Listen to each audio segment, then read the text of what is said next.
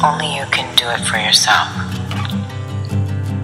Whatever it is, whatever your imagined obstacles, resistances, barriers are, those things are your teachers if you let them be. And if you can get over it, I know there's a whole other world on the other side. Books, video, blog, talk. TuesdayMayThomas.com. This show is dedicated to addicts, self-haters, and those on the verge of a nervous breakdown. Are you ready for change? Here we explore the dark and the light. Here we learn how to tap our multidimensional power and be a master of our time and space in this world. This show is about empowerment, taking bold steps to release those veils of who we once were, all the pain, all the fear, all the sorrow, and step into self-liberation, self-empowerment, and self-love. I am Tuesday May Thomas, author of Confessions of a Spiritual Apprentice. Go to Amazon.com, look it up, read the first several pages for free. We've all had our ups and downs, our highs and our lows. Here we learn that we can be the source of our own power. Here we learn that everyone has addictions, everyone deals with self-hate, and everyone has had that verge of a nervous breakdown. But you know what? There's a breakthrough at the end of the tunnel. Learn new tools to navigate your way and to embrace the light. I'm going to take you into my story a little bit. 42 years old,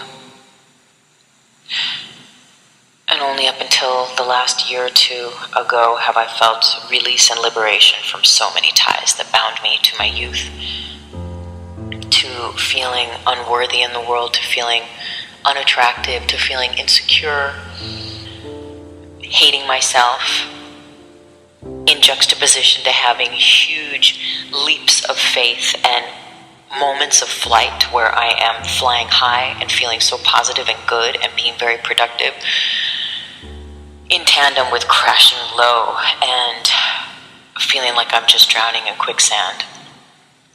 And this is life, right? Ups, downs, dark, light. There's a whole field of intelligent information that is waiting to come into being if we just tap into it. We're so busy focusing on what's wrong or what our weakness is, whatever the things that we tell ourselves are. If we can let those things be, but turn the volume down on that and go to the other dial and turn up the volume on what we're appreciating right now. Wow, I've got my legs, I've got my arms. Some of you listening may not have all of your limbs. You might be praying to have the use of your limbs, right? Fingers, toes, teeth, eyes, a healthy digestion, no sickness, no ailing virus or cancers. And that kind of gets kind of deep, right? But sometimes we take our health for granted, and that is something that is so important. To wake up every day and to not feel a million aches and pains, or to not feel in such physical pain that you need to numb, right, with drugs or medications, that you can't move from the couch or the bed. Thank God for that. So as you expand your awareness of the infinite possibility and potential that surrounds you, you begin to realize where you've been expending your energy. Oh my gosh, I have been focusing so much on being afraid of being hurt again, on being afraid of being bullied by weird energy of people, on being afraid of being mistreated. I'm afraid of trusting again, because I'm going to look like a fool if they fuck me over.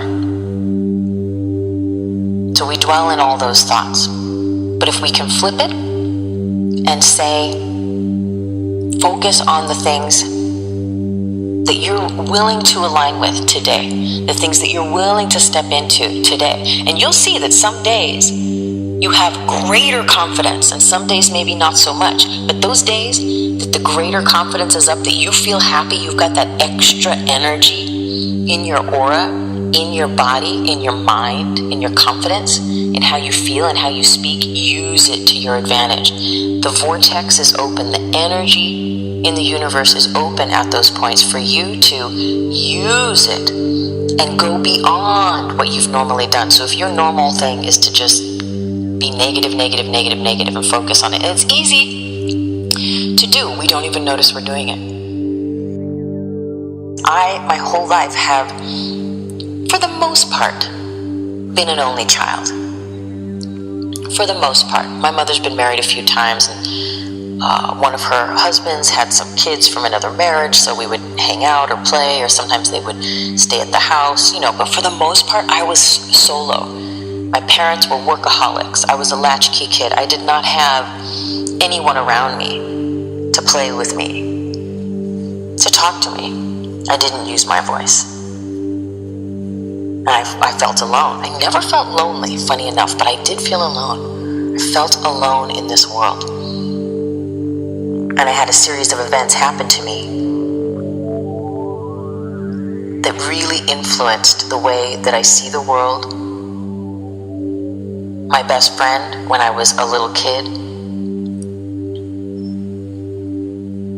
how should I say? She ignited my sexual energy. She brought me into a realm of exploring sexuality when I didn't even know what sex was.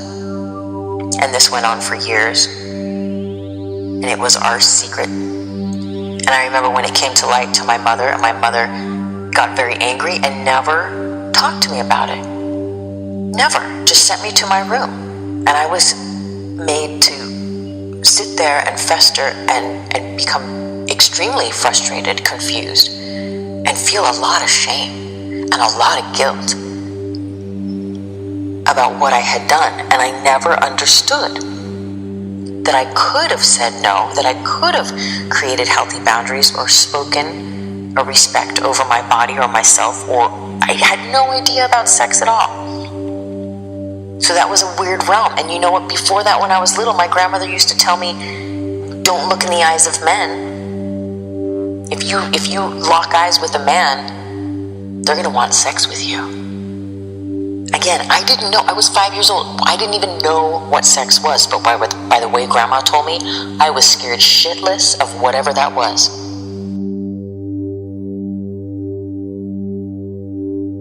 We have survived. If you're like me, you have spent your entire life, whether you are 20 years old, 40 years old, 60 years old, or more, you've probably spent the majority of your life surviving, right? But now we're clicking that into a whole other level of thriving. But that takes a lot of self-love. You got to be ready and willing to do the work to break down all the stuff that does not want to love itself. All those parts that you've taken on from other people, from your family, from society, from the media, from the magazines, from whatever it is that tell you you are unlovable, that you are not worthy, and that you will be hurt again and again and again, and so you might as well not even try. You gotta let that go. But it's a journey. And we are allowed to take baby steps, and we are allowed to even think about things and be in consideration before we make big moves. You don't have to rush anything. This is your journey. You take it at your pace. This is all about you. And that's why I'm inviting you into my journey.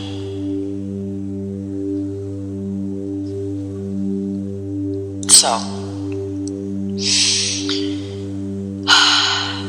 I spend these 3 years apprenticing with this amazing teacher who also introduces me to Reiki, which is one of the most simplest hands-on healing modalities you will ever come across. Really, it's about being a vessel for greater and greater volumes of love to flow through you.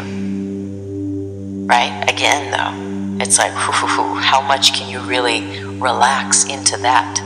It's challenging. We often come into resistances, but it has been such a phenomenal tool for me and for everyone who I know who has experienced it, where you get to really learn that the healing power is within you. It's already there, and it's just a matter of conscious application, consciously. We call it the work. If you read about the New Age or the spirituality or whatever, there's a term and they call it doing the work. I've even heard some folks in AA or Al-Anon call it, use similar terms. You got to do the work, and it's an inside job. So again, looping back to the very beginning, no one is going to do anything for you. No one is going to do you for you. No one is going to make you happy, although at times it feels like that joint or that glass of wine, being in that person's company, maybe all of the above, right, can take the edge off if you're having a rough time. Bottom line, though, at the end of the day, you turn out the lights, that person is gone, there's no more weed, and that fucking bottle of wine is done. That's me, anyway. And alcohol is a depressant. So I start to get down, and then I start to beat myself up, and then the old Tuesday, the negative tracks, the negative patterning, the negative thinking, all that stuff becomes available. Whereas it was way far in the background when I was keeping myself balanced, cleaner, praying or meditating and just keeping myself in a positive light, doing my Reiki, doing my yoga, exercising. But then I'm like, oh man, I'm too tired to exercise or do yoga. I'm too hungover. Oh, now that I can't exercise or do yoga, I'm going to start thinking negative thoughts and beat myself up. I start beating myself up. I start to open the gateway for all the old wounds, all the self-hate, all the self-loathing. And I'm feeding the tar body. Tar body, a collection of all those toxins, especially your emotional baggage, especially that stuff that you hold on to and that you let run your world. It's human, we all do it. But if we feed it and feed it and feed it and keep plugging into the negative and plugging into self-hate and self-loathing and worry and stress, and we don't do things to help purify or restore ourselves or practice self-love, healing, rebalancing, what we call that feeding the light body versus feeding the tar body, well, eventually all those toxins get together and they become a body that we call the tar body. Right? And we keep it in balance, though. Yeah, you can have fun. And I'm not saying you have to drink if you don't drink. Whatever your fun is. Or what's that word? Vice. Whatever your vice is, right? You can do that or you can leave it alone. But I'm just saying that I know for me, if I don't keep that balance, I can easily go slip into the tar. It's a slippery slope. And next thing you're depressed. Old issues come up. Maybe you get suicidal. I know when I was younger, I had such a lack of connection with this earth. I didn't know where I came from, why I was here. My mom used to tell me that she found me in a trash can and that the aliens left me when I was little. And so this was probably funny, right? But to me, I'm this very open child, feeling like, oh my God, this could be true. And even though a part of me knew she was joking, it kind of fucked with me. And I was like, wow. And I didn't feel love from her, and I didn't feel appreciated or I was bullied, I was overweight, being taken advantage of sexually, and betrayed and let down by life, let down over and over and over, and disappointed. I was like, man, the world sucks. And because of my experiences being told to basically fear men, fear sex, and so feeling, well, maybe if this is this intimacy thing and I'm exploring this with a girl, this is safe. I can do this. I haven't been told this is wrong. But then my mom never breaking things down or talking to me or sharing with me and enlightening me and expressing and letting there be a healing. I grew up my whole teenage years totally sexually confused. Am I supposed to like girls? Am I supposed to like guys? And so I liked them both. Messed around with girls, messed around with boys. What's the point? The point is self-love rules. The point is we've all been here. We've all been doing ourselves. And it's time to do even more of ourselves. It's time to call in what we wish to be with. right? My teacher showed me this world called the grid that is that invisible webbing. It's like a field, like a matrix, a grid of like lines that intersect and crisscross each other, and they're all made up of our thoughts and our feelings and our considerations and our deeds and our actions and all that juicy stuff and our words and the languages we share and all those things in common. And it's all around us, and we're doing it already with everything that we speak. All the actions we take, we're already perpetuating and sustaining certain realities by what we speak into the world, by what we act into the world. And we get into habits and we get into loops, and it's fine. Nobody's saying you're wrong. Nobody's saying you need to change. I'm saying I know I need to change. And I know I've been changing. I've been changing on purpose. I've been wanting to change. But we can call it in sweetly and nicely and gently, right? You don't have to have a nervous breakdown, although sometimes it's quite necessary. As your inner wiring kind of starts to smoke and crackle, and you're kind of going, oh shit, am I going crazy? I'm either crazy or the world is crazy. Something's changing. I'm going out of my mind. Well, good. The gurus in India will say, get out of your mind. That's the best place to be. Yogas Chittas Priti Narodaha, the first Yoga Sutras of Patanjali. Well, maybe it's the second one. It might be the second one. Yoga is cessation of fluctuations of the mind. Basically, stop thinking and everything is cool. Everything is peace. It's all of our thoughts that can just create a snowball effect of pain and stress and fear and worry. And so I'm challenging you, I'm inviting you into just becoming more of a conscious thinker. And then we're going to bring it into the voice. We're going to bring it into conscious speech. But it begins with you paying attention to what you're thinking, what you're giving your energy to, and your thoughts in your mind.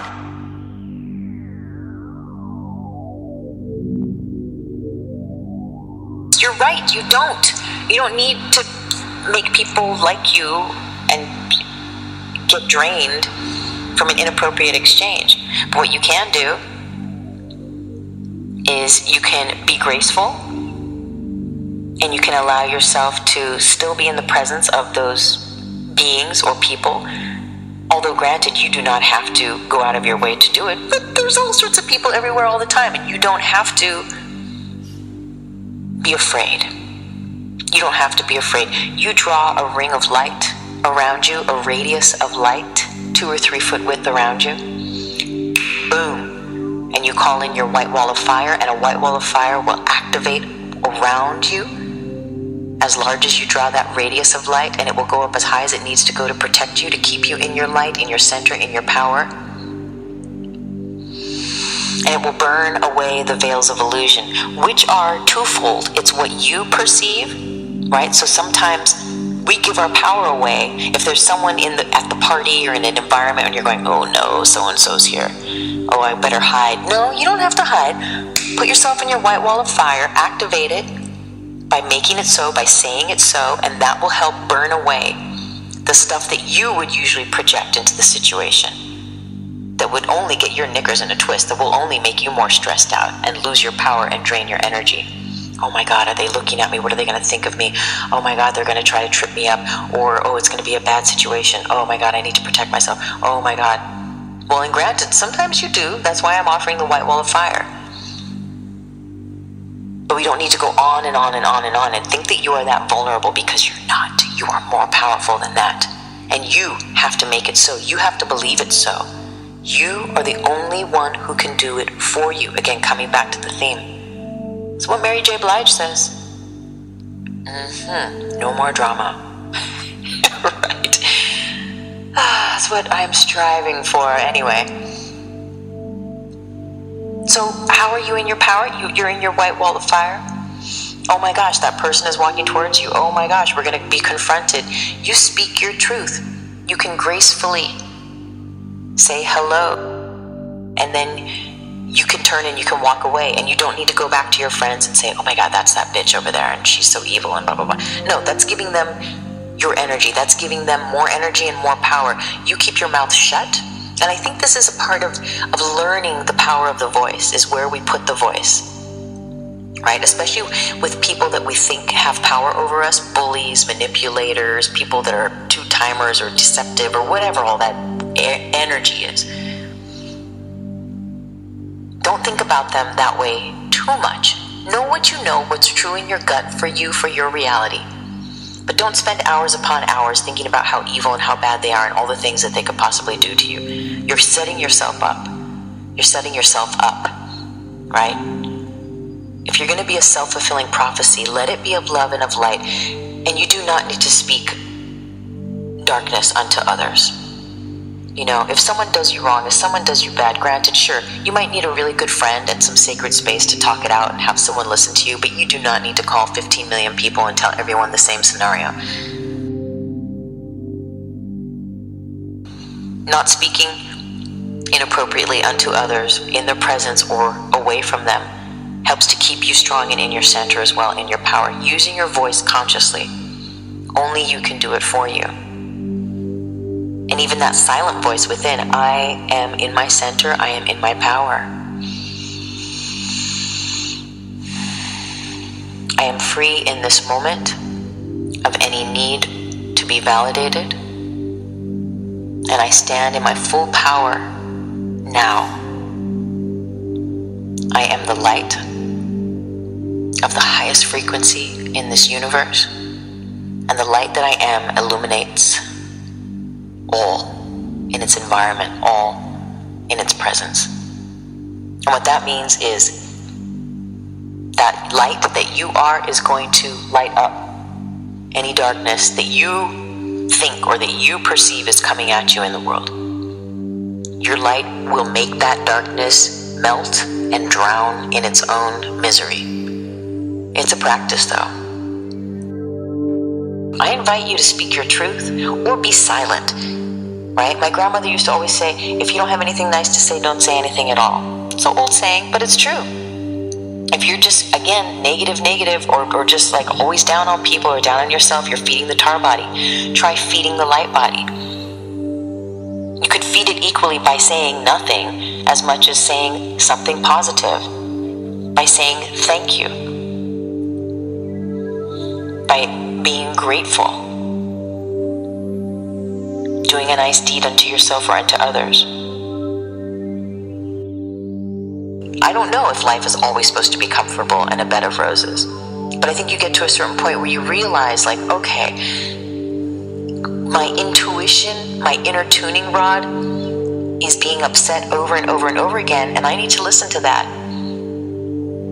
I need to listen to that because it doesn't feel peaceful to me. It doesn't feel in harmony. And I think I'm old enough now where I can put my foot down with the world and with myself and be like, I'm doing this my way.